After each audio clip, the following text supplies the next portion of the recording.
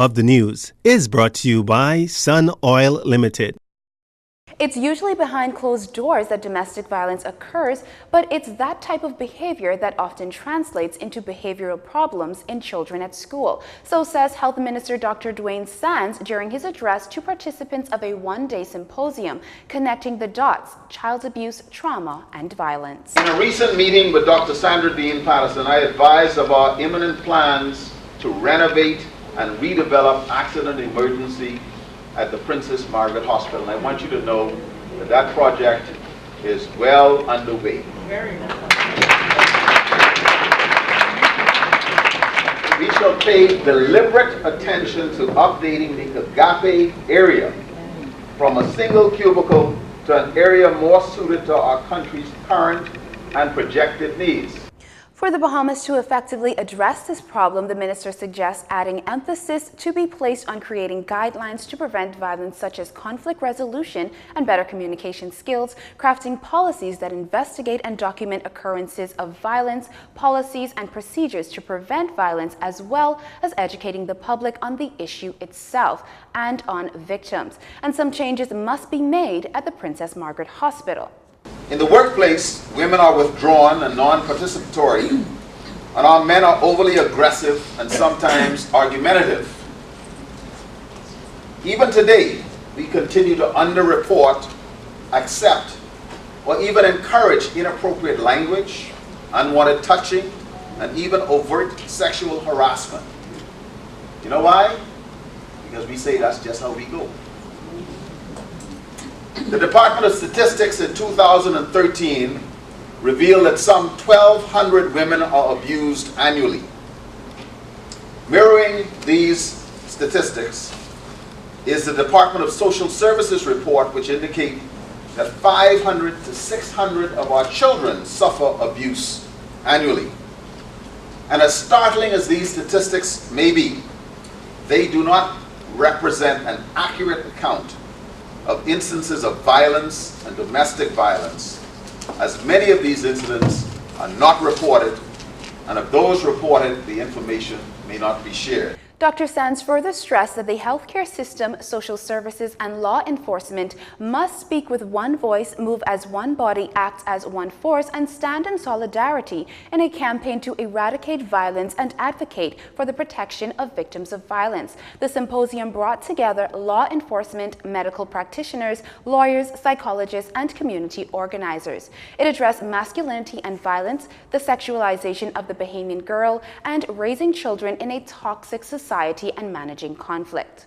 Meantime, while people often equate domestic violence abuse with women, an increasing number of males are victims as well, according to Director of the Crisis Center, Dr. Sandra Dean Patterson. Yeah, we were seeing men and boys. That's why we changed the name from the Women's Crisis Center, to the Crisis Center. But we want to see more. But we want, we're programming our boys to violence. And we have to do something about it, and we can, if we work together.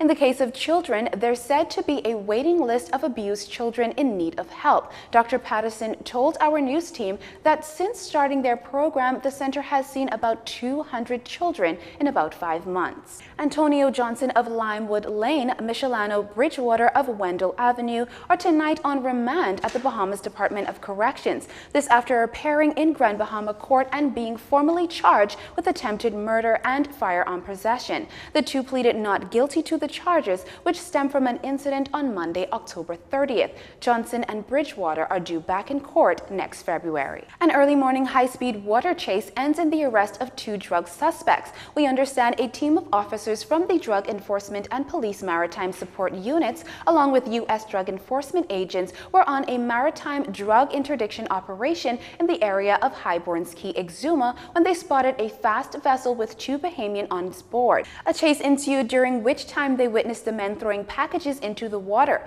The vessel was eventually stopped and both suspects arrested. The officers were able to retrieve 6 bales of marijuana from the water. Meantime, the National Congress of Trade Unions is pushing for constitutional reform to bring the body into the 21st century, and the NCTU is hoping to get the ball rolling during a 2-day special convention. Union President Bernard Evans. Each affiliate have its own constitution. So we figured that if we have a Congress, we revise our constitution for the Congress, that is the umbrella unit for all the affiliates, that would set the tone for each affiliate now to fall in line to get their constitution reformed. Mr. Evans went on to stress the importance of the women's branch. To officially make the women's branch a part of the enshrined in our constitution for them to have, from a gender perspective, equal rights, to show that they are reserved seats. For instance, if we have a 4-member panel, 5-member panel, to show that there is equal number of representatives from the women's perspective. So that was key for us. In every aspect, we want to ensure that the women are recognized and appreciated. And so we feel that not just saying it, but enshrining it in our Constitution guarantees that right. Youth participation is also a key component of the NCTUB. This calls for focusing on high schoolers so they understand the purpose and mission of unions before entering the workforce. And the former Hospitality Professional Association was formed to honor hotel retirees. Paula Dean, founder and president of the association and a retired hotelier herself, formed the group because she wanted to keep hoteliers together after retirement. Mistress Dean expands on the importance of recognizing persons who have contributed to the hotel industry before government recognized it as a tourism industry. And so we decided that let's just do an annual award where we recognize these people and recognize their contribution. We have persons in our group who would have been working from the Montague and the Royal Victoria Hotel, people who were in the industry before government recognized the tourism industry as a formal industry, and those people really built tourism in the Bahamas, and we have all of them as a part of our group. And so we decided that let's just do an annual award where we recognize these people and recognize their contribution. Well, the association has organized a banquet that will honor persons from the Ministry of Tourism, including Michael Reckley, who organized the Employee Pension Fund for hotel retirees. In addition, 20 persons in total will be honored. This Saturday, the association will be celebrating their 4th award ceremony under the patronage of Prime Minister Dr. Hubert Minnis. The ceremony will be held at Malaya Nassau Beach Resort. Stay with us. We have a look at sports and weather when we return. This segment of the news has been brought to you by Sun Oil Limited.